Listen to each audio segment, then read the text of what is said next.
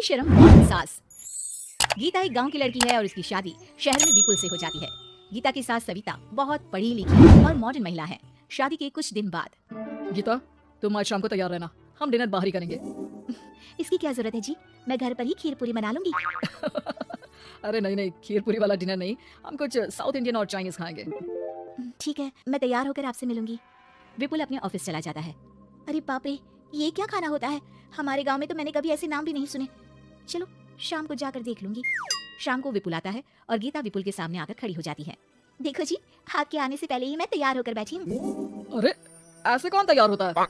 क्या हुआ जी, मैंने लाल रंग की अच्छी सी साड़ी तो पहनी है, इसमें क्या कमी है? ये सारे बाल तुमने सिंदूर से रंग लिए हैं और इतनी मांग क्यों भरी है? अरे आईने में जाकर अपने होंठ देखो, कैसी लिपस्टिक लगाई है। और ये कपड़े देखो अपने, जाओ जाकर बदल कर आओ। हाँ, तो क्या पहन कर आऊं? जो मर्जी पहन लो। वैसे भी अब मैं कहीं नहीं जा रहा, बना लो यहीं पर खाना। दोनों खाना खाकर सो जाते हैं। अगली सुबह विपुल, कल तुम कहीं बाहर जाने वाले थे ना? हाँ जाने वाला तो था, लेकिन मॉम आपने भी पता नहीं किस गंवार को मेरे साथ बांध दिया है। गुप्ता जी ने बोला था कि बहुत बढ़िया लड़की है, लेकिन ये तो मरा हुआ सांप गले में लटका लिया है। मॉम, मैं मेरे दोस्तों के सामने भी इसे नहीं ले जा सकता, क्योंकि अगर किसी ने इसे देख लिया तो मैं दोबारा मुंह दिखाने के लायक नहीं रहूंगा। ए जी, क्या मैं इतनी बुरी हूँ?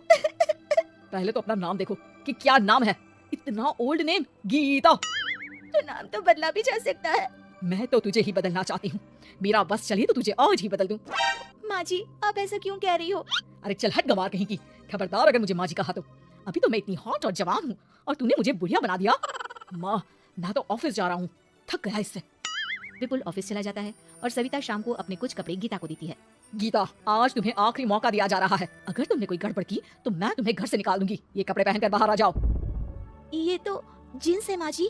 हाँ तो क्या हुआ, पहन ले। गीता जींस पहन लेती है, लेकिन वो उन कपड़ों में बहुत ज्यादा असहज महसूस करती है।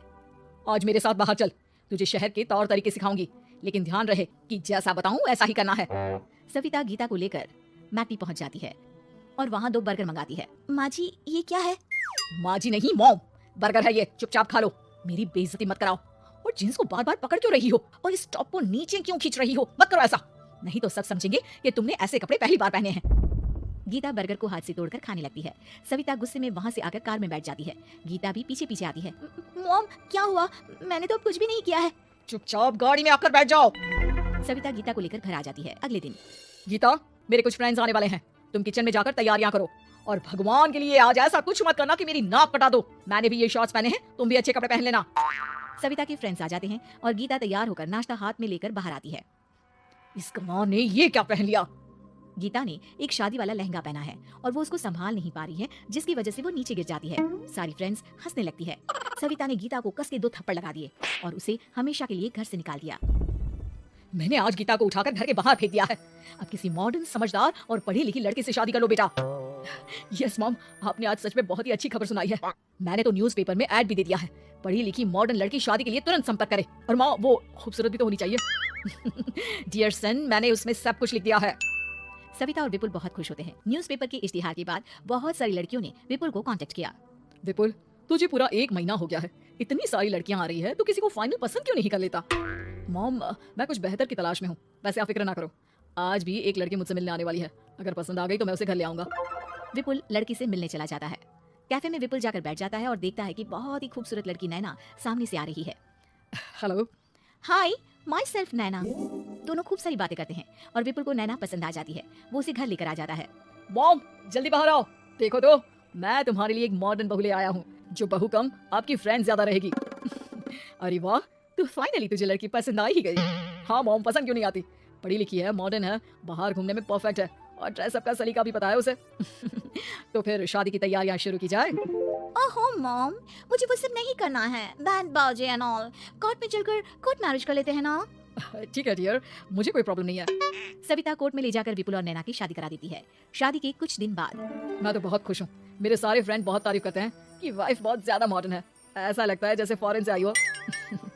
सिर्फ ये मॉडर्न है, लेकिन इसे कुछ भी काम नहीं आता बेटा। घर का सारा काम मैं करती हूँ, खाना भी मैं बनाती हूँ।